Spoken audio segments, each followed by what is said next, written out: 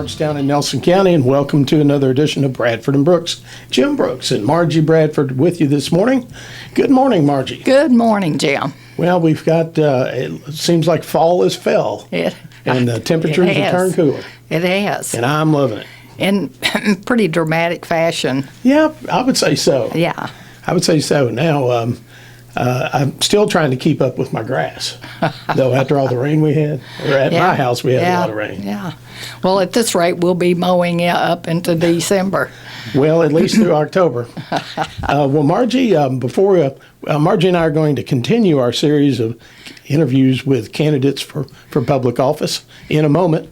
But I think first she wants to give us a reminder about a special observance regarding the U.S. Constitution. Absolutely. On September 17th, 1787, the Constitution was formally adopted and signed. And in 1955, the National Society of the Daughters of the American Revolution petitioned Congress to set aside September 17th through the 23rd to commemorate and celebrate the Constitution. This annual celebration was signed into law by President Dwight Eisenhower in 1956. The Daughters of the American Revolution are dedicated to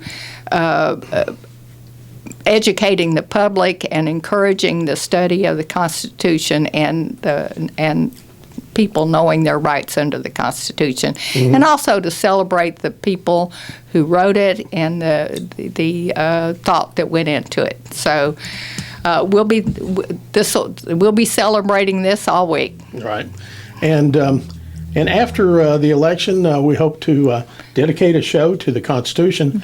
It's really fascinating if you look at the history of it and the process of approval. Right, it is. Because it required, the majority of states? Right. I mean, not just a simple majority. Right. And there were some states who were kind of holdouts. There were some states, the states that held out simply because they didn't think that enough was spelled out in it. Right. And then what happened, of course, is they came up with the first 10, with the Bill of Rights, the first 10 amendments to the Constitution. So it wasn't that they didn't sign it because they didn't believe in it. It was that they didn't sign it because they didn't think it went far enough. Right. All right. We'll be discussing that at a later time. All right. Well, Margie, I want to introduce our candidate in the hot seat today, Mr. MT Harned. You're a candidate for 3rd District Magistrate. Yes, sir.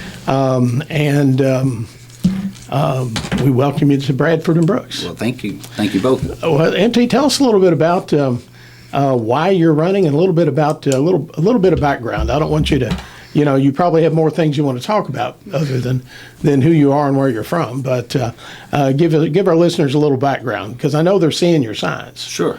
Hopefully they're seeing my signs. Well, thank you both for having me.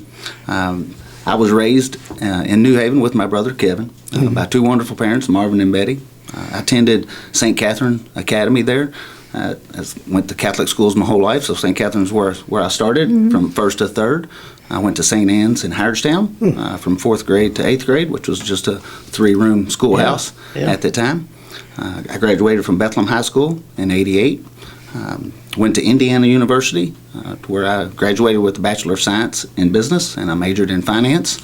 Married my high school sweetheart, Bobby, and we've been married for 32 plus years.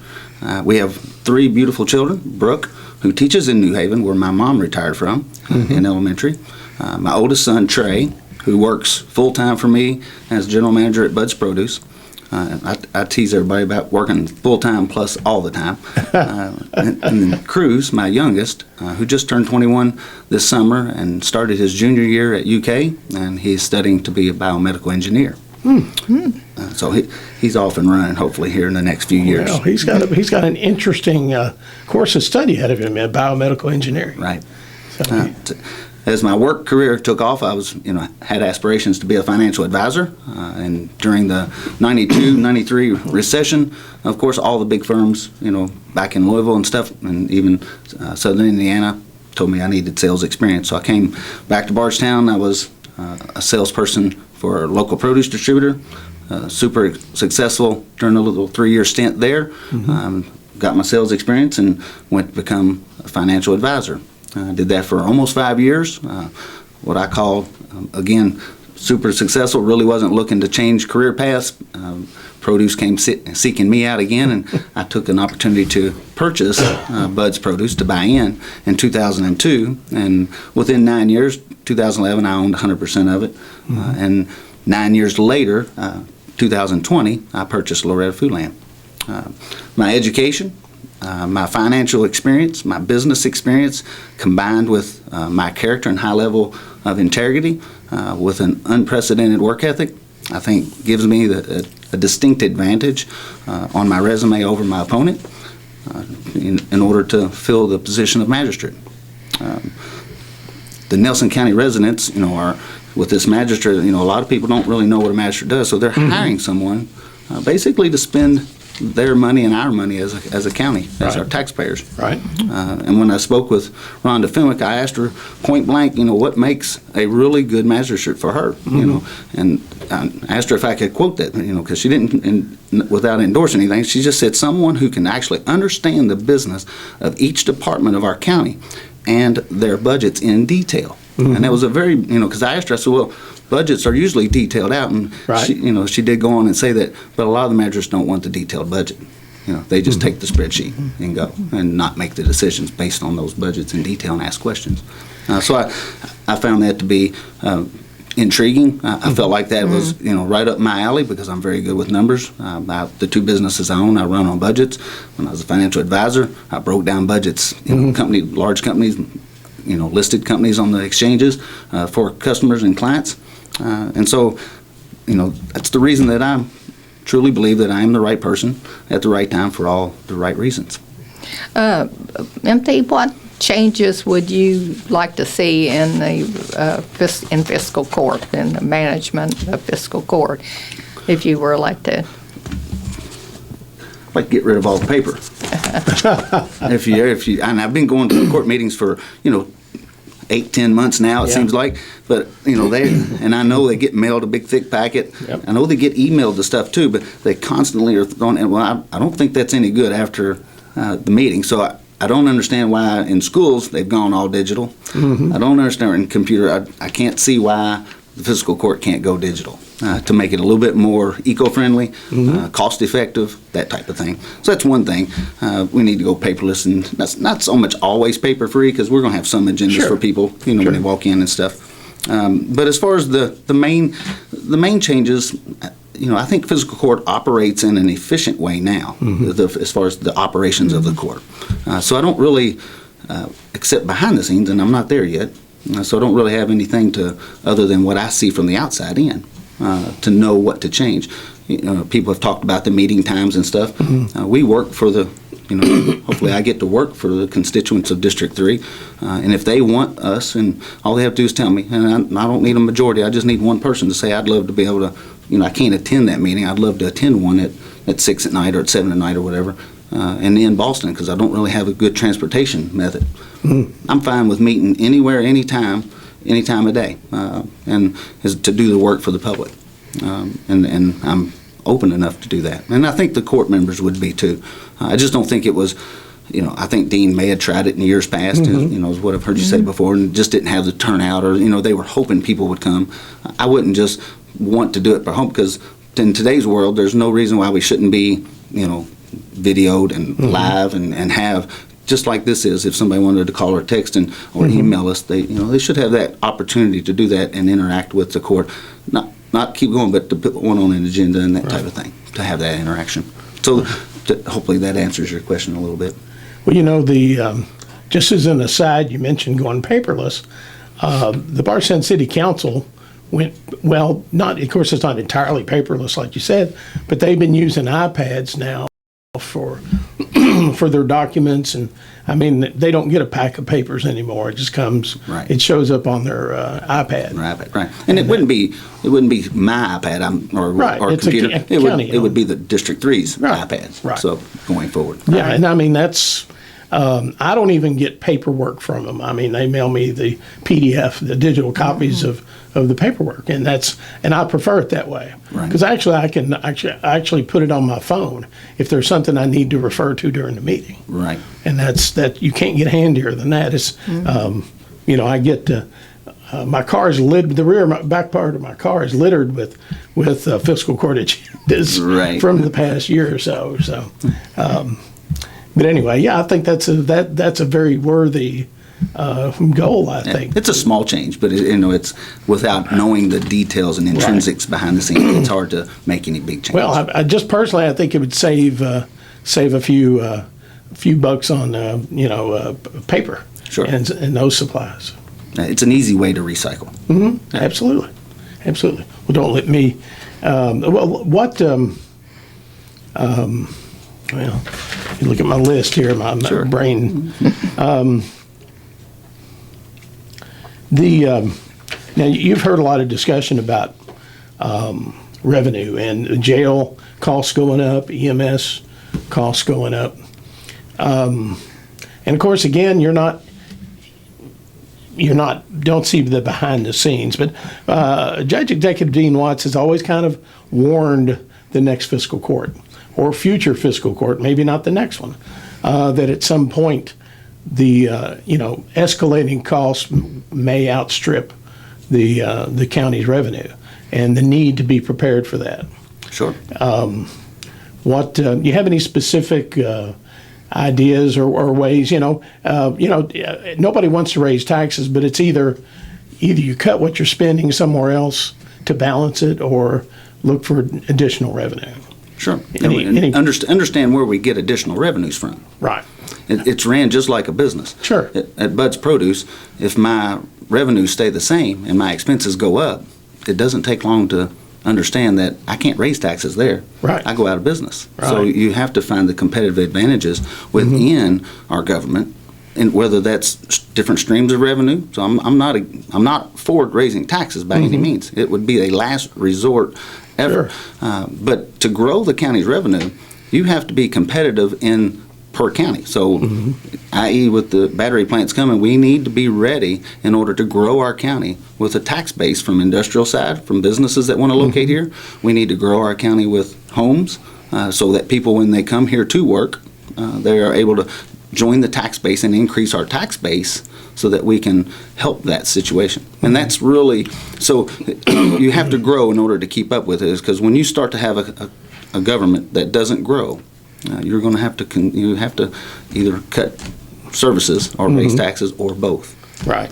Right. Well, MT, you mentioned industrial development. I can remember when the county purchased the current industrial park property, and there was some debate about the cost of developing that land, preparing it for industrial development, because there was substantial investment in that. And then, it's like you build it and you hope they come. And there was concern that, they would invest $1 million plus or whatever it cost to get all the industrial need services out there. And that, will somebody come?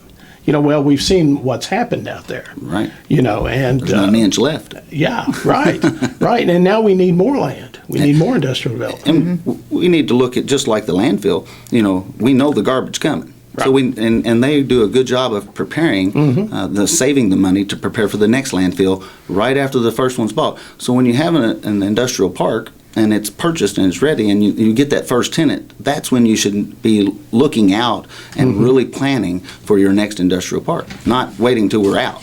We're behind the 8 ball right now. Right. We don't have time to wait and hope something pops up for us or somebody give us something. We have to make something happen, or we're going to miss out on the growth, and we'd end up having decisions to make that we don't want to make. Yeah. Right. And I bring some of that expertise. Hopefully I can push the business side of the court, to do the right thing for the industrial parks, because without that, our tax base is going to be the same. So what are you suggesting the more purchase of more land and going Absolutely. ahead and extending the sewers and the. Yes. Making the hard decision to spend our tax dollars in order to have a chance. Invest in order- money to make money. You have to invest money to make it. It's no different than me buying a new truck or, going out and investing in a salesperson or investing in something that will help grow revenue. Without that, now we can do, you can run sewers next to the next, little patch of land and put a little subdivision and increase small tax base, but that sometimes doesn't, if they're just moving around town, it doesn't. We have to attract businesses in order to attract more people. And we have a housing shortage right now, so there is some of that needed in a big way. So you would be for doing that for housing developments also? Absolutely, simultaneously. Yeah, and we're getting ready to see, with the connecting road in the 3rd District, which is out toward Boston and connecting 245, the short connecting road's going to happen first, and then they're talking about the bypass coming. And that's on, as far as, that's a little further down the road, but that will actually help.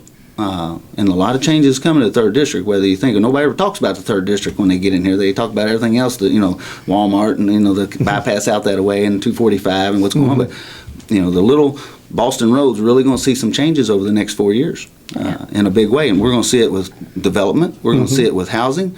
And, hopefully the lack of trucks coming from there, but, being able to move people, for the lack of trucks, you're going to end up with a lot more cars coming into town. And so we have to be prepared for that. Oh, we were talking earlier, and you mentioned about the fact that when you were talking to constituents, that wasn't necessarily what they were concerned about. They're not concerned about the government taking their land or cutting the roads anymore. They're concerned, that they get it and they know it's coming. A lot of my constituents, the ones that I'm talking to, especially around that little area where those connecting roads are going into, because I bring that up for them, and the vast majority of them twisted it on me and said, I'm a little bit more worried about what the airport might do. I mean, that was kind of new to me, because the people in Boston and the people in town don't really talk about we haven't the heard airport. any that mentioned. Yeah. And I think they've just heard that the airport wants to expand a few more feet one way or the other, and they know they're pretty much out of room. And what will that do? And how big airplanes are going to be? So there's a little, just if you want to call it rumor mill, from the residents, from what I've talked to, and so I'm prepared. I haven't been on to discuss anything with the airport people, anything like that. I don't think it's to that level yet, but I will have my fingers on that button for sure. MT, and there's always a lot of discussion at Fiscal Court about the division of money to pay for asphalt. There's a lot of good-natured ribbing between magistrates, Sure. Especially between District 5 and 1, about who gets, who has, well, they kind of go after each other about all sorts of the services, mowing, paving, where those guys are, where the county crews are working today. Right. But it's all in jest. But there is a serious side, because the county divides up a pot of money to the magistrates for road repairs. And that's kind of done in consultation with Brad Spalding, the county road engineer.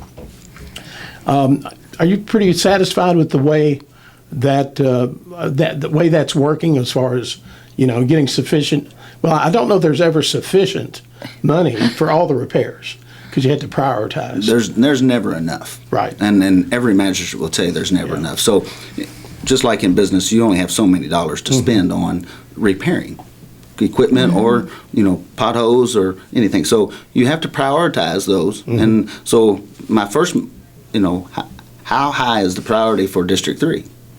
That's compared to other people. And if District 5 or District 4 has a need, does that need succeed what District 3 might need? Right. And then if not, or if so, then maybe we can share a little bit of the monies that, from the pot of 5 that we have to get things prepared. Because, I'm the same way. I travel, District 2, District 5, District 4, District 3, a lot, District 3, because I come from E-Town to Bardstown a lot. Sure. And then the back roads from those areas. So to answer your question, yes, I think what they're doing is fair. I think, District 3 gets the least amount of money, of course, because we have the least amount of roads. Right. And our roads are in pretty good shape right now in District 3 for the part. Now, the only thing that makes me question sometimes is, and I know they run out of money, but they may have just 100 feet left and they start a road and they don't finish the road till maybe the next year or 2 years later. Right. And I have, and that, if it's not explained, to the residents there on that road, why? Makes how them come? wonder, doesn't it? Oh, yeah, our county broke or what? It looks like you just ran out of money. And and in reality, we did. Right there. Well, and they every year the cost of asphalt goes up, and it really went up quite a bit this year for this coming year than over last year, which means less and less linear foot of asphalt can be laid. Unless we grow the county. If you grow the county, get the revenue, you can have more funds to spend on the necessities that we need to run our county. Right. Yeah. Right.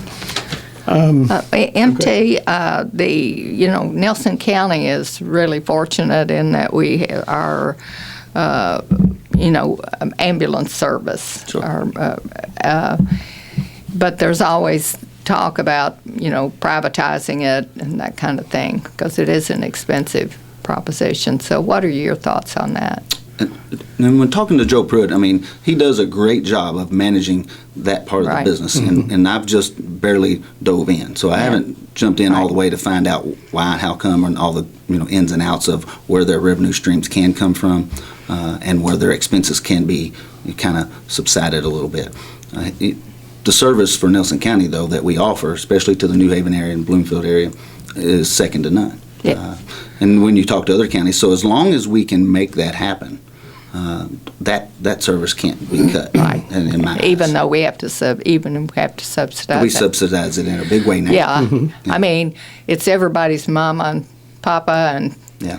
brother and sister that's If you needed it, or if my mom needed Yeah. it, or even if I needed it, right. even if the younger kids need it, Yeah. whatever the situation may need, you want that service to be pretty close to Absolutely. you. You don't want it to be 40 minutes away. Right. Exactly. Right. And I think there's always the concern that if a for-profit company came in, that they would not want to fund an ambulance that would spend much time in New Haven or Chaplin or Bloomfield, just simply because of the cost involved. Right. Yeah. Because they have to make a profit. And they would be able to pick and choose Right. their runs. Right. Yeah. Right.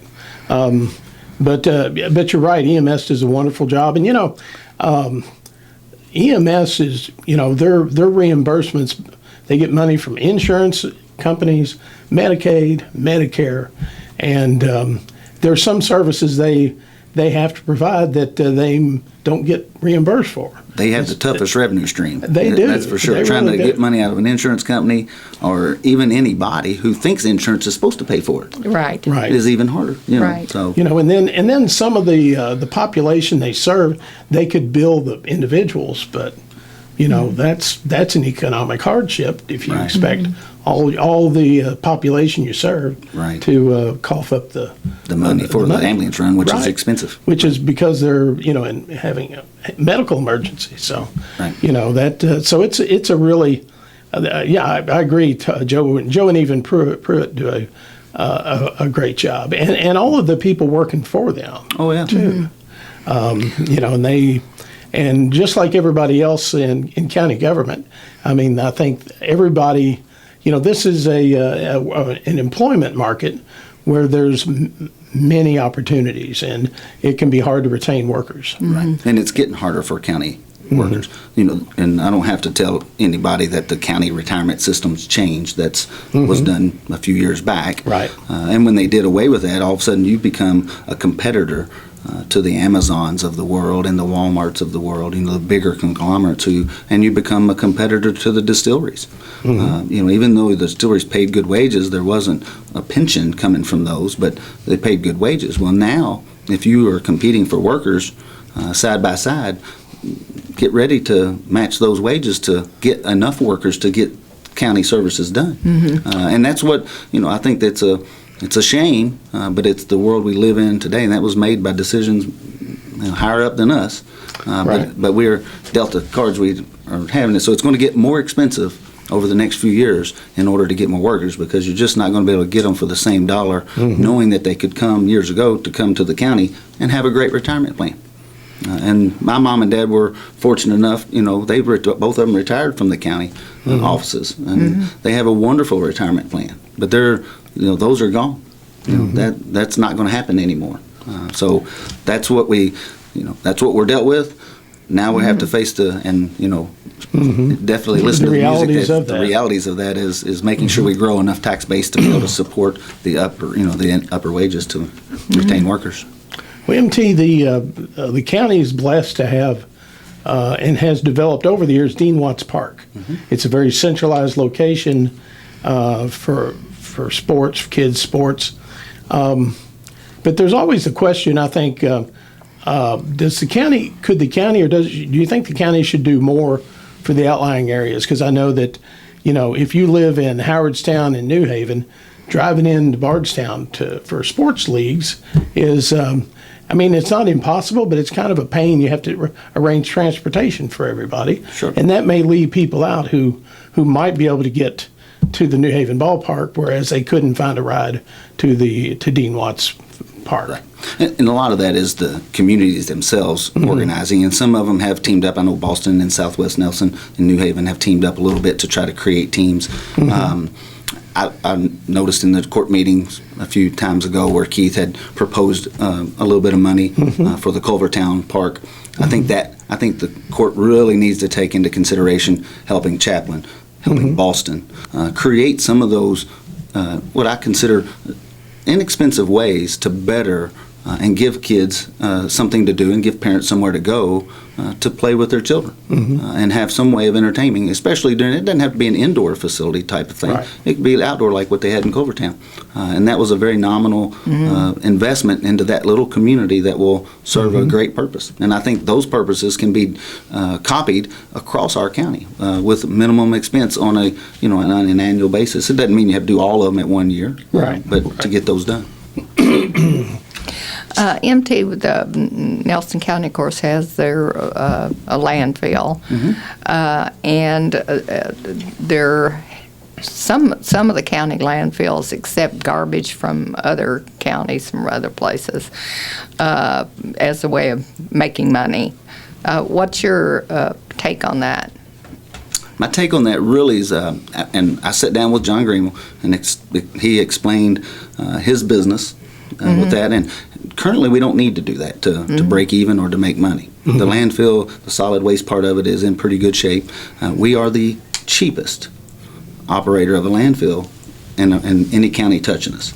So it ranges from the low 20s per all the way down to us, which is 16. And then I think the next one might be $18, a month, for that service.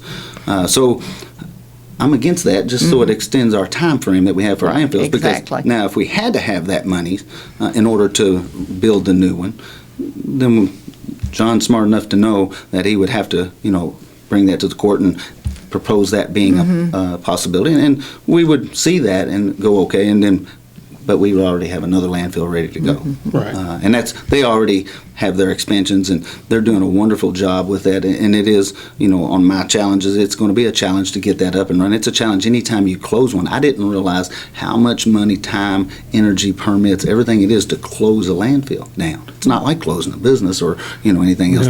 There's a lot of expense years after and monitoring everything for that. And so you have to be prepared money-wise in order to plan for the future. And so I think they do it right now. They've got a great plan. I think John's working hard. His biggest headache right now is getting parts and getting things fixed, which I completely understand, with trucks on the road every day and they break down, and it takes you 6 months, and it's taking him longer than that to get some of those big operating equipment. So well, if you privatized it, you would not have control over what they brought in either. Nope. Yeah, I'm not for privatizing it right now at all. Yeah, so it would be, or even if you just let someone come in, you didn't privatize it, but you let them come in, you wouldn't have as much control over what they were putting in that landfill. Exactly. When you start bringing in outside, if you increase the amount of outside garbage, why you're filling space that you paid for you create for the constituents, for the county. Right, for your own taxpayers, right, I'm paying for it. Right. And so, there's that trade-off. You might have some revenue, but then you've shortened the useful life of your landfill by adding to the revenue stream or the garbage stream. And the future costs are probably going to outweigh what you'd make. The revenue. The revenue. Exactly. Well, MT, there's been a lot of discussion among all the candidates that we've talked to about some sort of partnership to create an indoor sports facility that might include a pool and some other indoor recreation facilities. What are your thoughts on the county participation in that?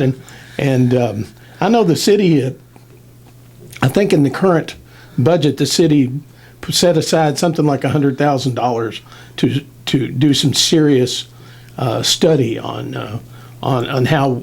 how we can move forward on that as a community. And I'm assuming it would include a number of partnerships, but to get it done, not just to pay for it, but there's the ongoing cost. Because I think we see that like the Lebanon Aquatic Center, a beautiful facility, but I think it runs in the red, has to be subsidized every year. Right. And I don't think anybody really wants to have a facility that won't at least pay its own Break way. even. Break even, right. Even, I mean, we'd be happy with that. What are your thoughts on county involvement in a project like that? I think the county needs to hold hands with the city in its agreement. Does it benefit the city if it's maintained here or built here? Of course it will.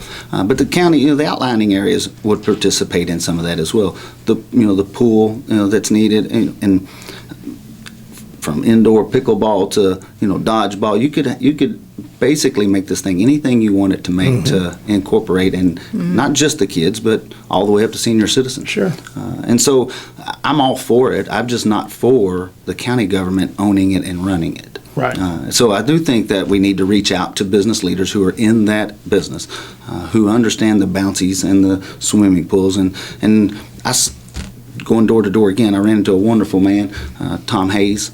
He's accolade. He's got all kinds of awards from Hall of Fame with that YMCA. He belongs and understands the YMCA better than anybody I've ever talked with, and he also understands middle school children better than anybody I understand, because he's with Bardstown Middle School, and so he had them write letters, and those kids were actually saying, it wasn't the kids that were in high school who no longer want to play, it was the middle school kids saying, we don't have anything to do. And nobody hears that side of his story, and I was touched by that story more so than anybody, because you all have brought it up many times, but until you hear it from somebody who's firsthand that the kids are actually wanting something, it's not the parents who want to drop somebody off, it's the kids who are looking for something to do. That kind of it struck a nerve with me, and I was like, you know what, I won't let this rest until we find an answer for you. And then so I've told him, I said, I will, if I'm elected, I will work real hard.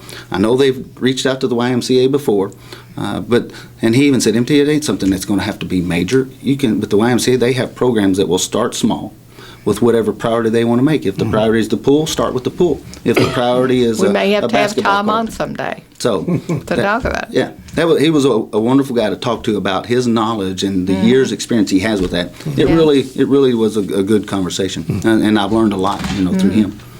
All right. Well, I'll tell you what, let's take a quick break. Sure. Get some commercial messages in. You're listening to Bradford and Brooks and our conversation with MT Harned, candidate for 3rd District Magistrate. We'll be back after these messages, so please stay tuned. All right, you're back with Bradford and Brooks. Jim Brooks and Margie Bradford with you till the top of the hour. And then stay tuned to WBRT for NBC News, and then local news and obituaries here at WBRT. And Margie, just a reminder that, Margie, you said that this the week of September 17th 17th through the 23rd. is Constitution Week. Constitution Week. And that's sponsored by the Daughters of the American Revolution. Yes, John Fish chapter of the Daughters of the American Revolution. And that's just to kind of remind us, it's a fascinating history if you read about the history of the Constitution. Particularly, it's the path it took for passage, Right. and how important the Bill of Rights were to cementing its approval. Right. So anyway, Margie and I will have a show on that in the future because Absolutely. we'll get the DAR and some folks in to talk about that. Right. All right, today we're in the middle of our interview with MT Harned, who is a candidate for 3rd District Magistrate. And MT, I had to say, anybody in the grocery retail business, I have a lot of respect for, because that's a tough business. It's been a very tough business, yes. Especially when you consider the pandemic and then all the supply chain issues that I'm sure those affect everybody. And I mean, all you have to do is go to it seems like almost every grocery I go in, you'll find some staple or some item in the store shelves will be either very thin or bare. Right. It seems like there's always something. I've been looking for raisins, Right. Can't find a raisin. I'm just probably in the wrong store. I have not seen you in Foodland yet. Yes, I have raisins. Oh, you do? Yes, gold and regular. Okay. Well, all right. Well, note to self. That's right. Just call me. I'll bring them to you. Loretta Foodland. All right. But that's excellent business experience, and I think, the beauty of fiscal court, I think, is that I think this next fiscal court members will bring a variety of backgrounds. There's no doubt with the many new ones that are coming, it will definitely be a variety. And the most important variety, of course, is we are hiring or electing people for what I consider to be a financial position. It's not only a financial position, but it definitely, the majority of our job is spending our taxpayers' money and doing it wisely. Right. Now, as a member of fiscal court does not really have control over Nelson County planning and zoning. But I suspect you probably, in going around and meeting constituents, you probably heard people voicing concerns about planning and zoning and land use, because that's what it's all about. Sure. Now, the fiscal court doesn't control planning and zoning, but the cities and the county do appoint members to the commission. Are you fairly satisfied? And I'd like to hear what you're hearing among constituents. Are there concerns about planning and zoning? Outside of the city, no. Inside the city, yes. So you get a little bit more because of the historical district, of course. Okay. And you get a little bit more with businesses inside here just because they have a little bit more restriction. Nobody likes to be restricted. Right. Until you ride around and see the number of towns and cities that I've been in. Right. And then you come back home, and my family will tell you, ever since I've been here, which is 27 years living right here in town, I drive through downtown every single time I get a chance. And I tell my kids, even when they were real little, look on both sides, because you don't get to see this in other parts of the state. And so I don't want to ever take that for granted, and that comes with a very hard line from planning and zoning sometimes. And then I know that's not a popular thing to say or to do, but until you've really experienced it like I have, the appreciation for what Bardstown offers as being the most beautiful town, that's not something that was paid for. No. That was something that was voted on by people that have seen other small towns in not just Kentucky, but America. Well, you have to learn to take the long view. Yes.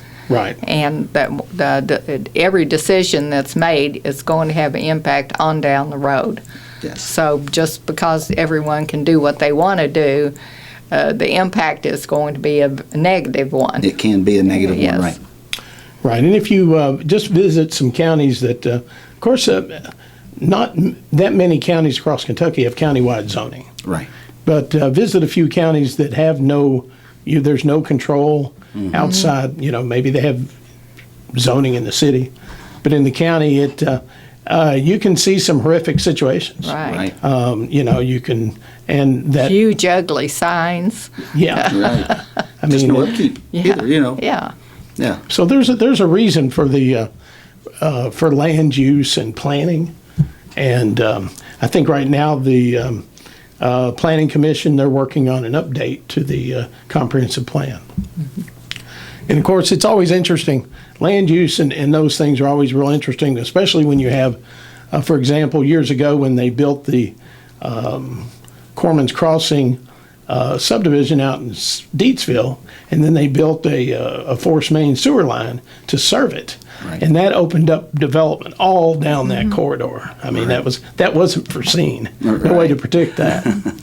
But you know, it's that really is kind of what's the lack of sewers in the county is kind of limiting to the number to expanding housing. Mm-hmm. You know, because you can't you know, you can build a denser population subdivision if you have sewers available. Right. And the new court that we're going to have is going to really need to reach into the city and befriend, work with, compromise, you know, with the new city, you know, not new city, but they'll have new city administrators too. But as far as with the administration of the city as well as the new court, we'll need to get those things done for us to grow as a county like we need to do. And that benefits the city as well. Sure. Yeah. And I think the city and county over the last few years have had an excellent working relationship. Yes, they have. And that's just benefits both city and county Right. to have that. And my hope is that that partnership will continue. And I think it will. With the right people in the right places, it happens. And that's what you got to have. You have to have the compromising. You have to have the people with good character that have that long view that you were talking about earlier, and that make those decisions. Some of them are easy, some of them are hard, but you know, you have to do it for the betterment of the county. Right. And that's what we need to do. Right. Let's see if I have any other. Well, one thing I would like to ask you is about the jail. The candidates have mentioned about the need for a scanner for the jail in order to try to cut down on the contraband and the drugs that are into the jail itself. So what would be your position on that, I think to that encourage fiscal court to spring for a scanner for the jail so that should be done immediately. The scanner itself, of talking to a few people that are in the know of what a scanner costs, is going to range somewhere between, if we get it pretty quickly because things are going up, but between $120,000 and $140,000 should cover what the scanners cost. I'm not, you know, I've heard another proponent or another guest that you had was looking for an older. Yeah. I'm not looking for an older one. We're not buying a used car here that still runs. We're looking for a scanner because usually if you're a government agency and you get rid of something, it's time to get rid of it for a reason. So I'm not saying you can't find a jail that maybe had to do away with one that's only 1 year old that still works, but that's going to be a needle in a haystack. Right. I'm all for purchasing the new one, getting it done fairly quickly for the safety of the inmates, safety of the jail So itself. if you were elected, you would work toward getting that done immediately? Yes, ma'am. All right. Well, we're down to about the last minute. Anything? What would you like to leave our listeners with? Any words of wisdom or? Well, the wisdom I get is usually from older constituents that have been around the block. I did meet with a farmer that was on Bellwood Road. He left me with a very good quote, because the biggest thing I get is I'm busy. You know, that's the negative that I get is how are you going to be magistrate with two businesses and stuff? And I've got great people on both ends, but this guy's dad, so this goes back a generation, said, and they were talking politics when he was younger, and he says, just let me tell you about being busy. He says, if someone doesn't work hard for themselves, how are you really, or do you really think they're going to work hard for you? And I took that to heart because my passion for this county is second to none, and I will make time because I'm never too busy to make time. I make time for the court. I'll make time for the constituents, and I will do everything in my power. So I want to, if it's okay, can I thank people quickly? Okay, I want to thank for having me. I want to thank my wife, my kids for doing everything they've done, my employees for doing it. I also want to thank everyone who's allowed me to put a sign in the yard and taking their time out of their day. Remember, you're hiring somebody for a financial position in this magistrate position. My application and resume is second to none, and that's the reason I'm the right person at the right time for all the right reasons. All right. Well, that's going to do it for Bradford and Brooks. Have a great week, everybody. Hometown Radio, WBRT Bardstown, 1320 AM, 97.1 FM, and on 94.9 FM in Lebanon. Playing all the classics from country's legends.